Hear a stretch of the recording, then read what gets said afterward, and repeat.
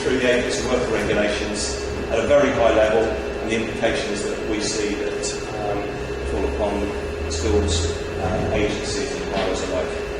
Just so I can gauge an idea, what's everyone's understanding of the agency worker regulations? You've done much work on it, understand it? Just so I've got a point to the room where I'm going to. Just read that, okay? Okay, fine. That's great. So it's just if I come from quite a low level and build it up, then is that all right? Okay, so I don't really want to catch with someone says, well, I understand it. Just so you know who I am, my name is Julian Ward. My company is a company called Junior Management Group. We work very closely with FFE. There's a large number of temporary work agencies. And we sort of been living, breathing, sleeping agency worker regulations for the last probably 12 months. My MD was part of the consultancy committee that put together the response to the consultation period at the end of last year. Unfortunately, the regulation is a catch-all regulation, and what I'm going to give you today is a catch-all and an overview of the regulation. Unfortunately, there are lots of specifics that come up in education which are unique to education. You're going to ask me to give opinion. I can give opinion, but I can't give you a final. Because unfortunately, a lot of this will be tested in court, so we know exactly where the regulation sits. We can have to wait for case law to say this is exactly what we do. We have interpretation. We're going to give you interpretation. Unfortunately, we take advice from two different lawyers who gave us sometimes some conflicting answers because it is all in interpretation. The only thing I will say is you have guidance notes in one hand, which are an interesting read. But they're not the law. The regulation is the law. The guidance notice is helping you interpret it. The law is the law, and that's what you need to do. That's what you need to do. The guidance will tell you how they believe it's supposed to be, but that's not necessarily how we believe it should be.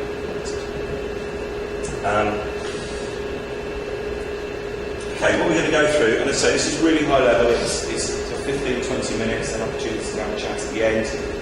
You've got copies of the slides as we go through there. But we're going to cover sort of a quick legal overview, background to the sort of the regulations and how they've come into force, how they will be applied in practice on a day-to-day, day 1 to 12-week perspective, and what we're going to cover.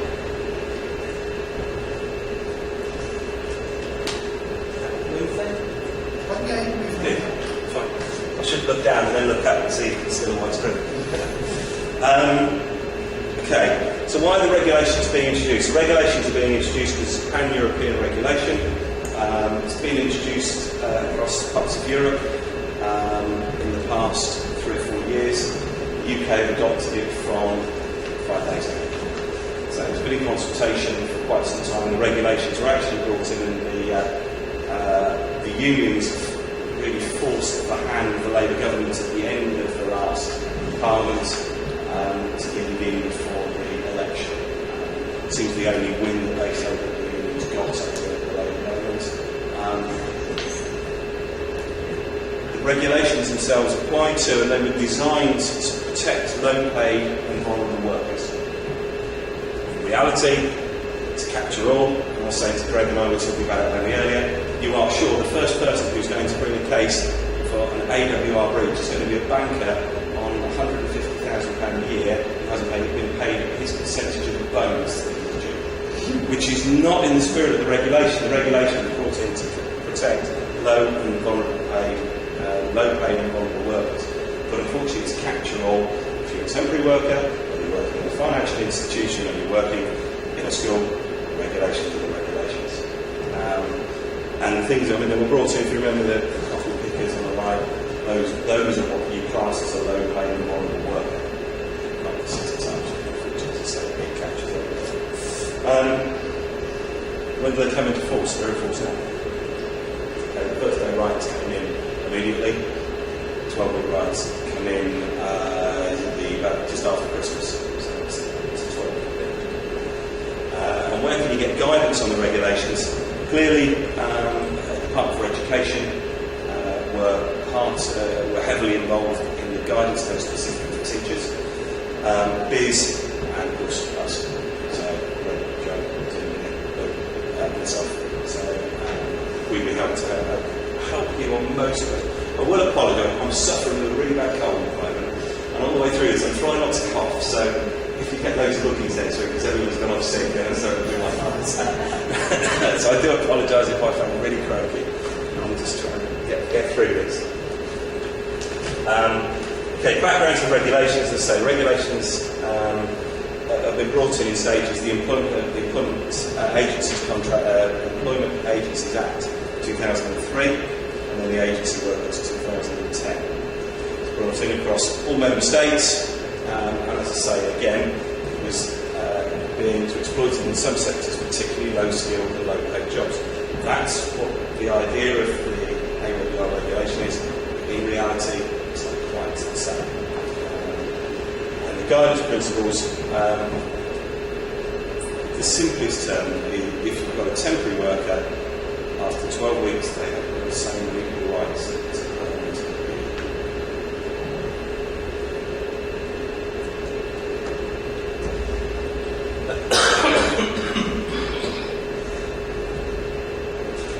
Okay, how do they apply in practice?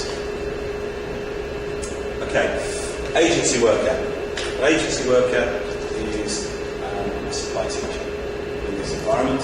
So a supply teacher who's coming through an employment agency is caught as an agency worker.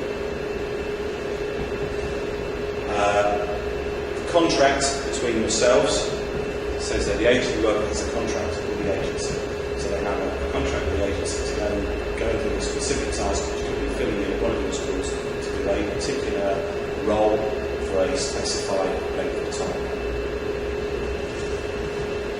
There are a number of people who are excluded, and as I say, this is a catch-all, but people who are genuinely self-employed, working through their own service company, individuals who've got their own limited company. So I could be trading as Julian Ward Limited as a freelance music teacher, for example. I could be working at your school for a couple of days one week. The following week I could be working at a different school, and the week after that it could be half term when I've got pupils coming to my house every single day and I'm preparing myself for those particular jobs. So that person is genuinely self-employed and in business in their own right. There's something called IR35, which I wrote on, or I asked Greg to put on there, which now I'll put it on there, probably not. There's something called the Inland Revenue 35th note. Notes publication, 35th publication, which is all about disguising employment. So if you have a teacher, you could say, okay, we're going to bypass the agency, for example, and just employ people direct. You then have IR35 issues, which is disguising employment. Are they an employee in business in their own right? Can they hire themselves to you in their own right? Have they got the right of substitution if they're sick and unable to? The agency has the right of substitution if someone's ill. So IR35 is quite is a piece of regulation that sits to the side of AWR. In my opinion, it would have been so much easier to align the pair of them that they didn't. Two different texts there. But IR35 is all about disguised employment. So when you're engaging with people in their own business, that's seeing whether they're excluded from AWR regulation.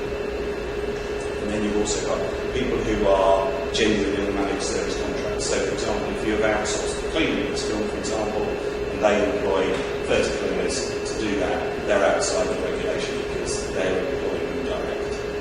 So you're not called by those individuals.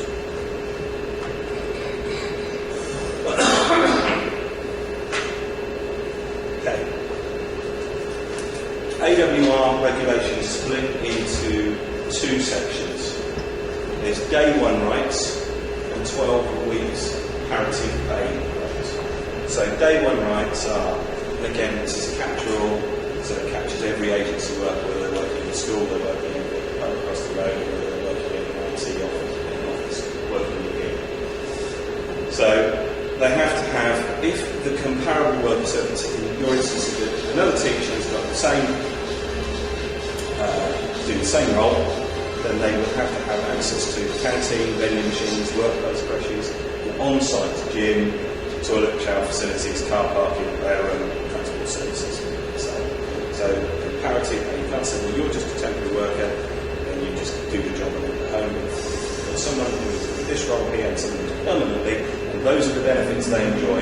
Day one, you have to give the same. So in school, the examples for that are quite limited, because school's quite a unique environment in the workplace for AWR purposes.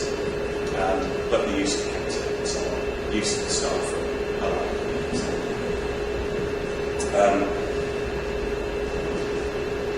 compared to the actual comparable work at the same location as the agency work. So you've got one teacher who's teaching one lesson, and another teacher teaching another lesson.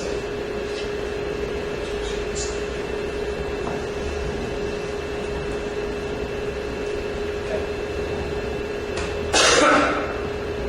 They are not entitled to enhanced rights compared to the permanent staff. So the permanent staff doesn't get a car parking role, car park place.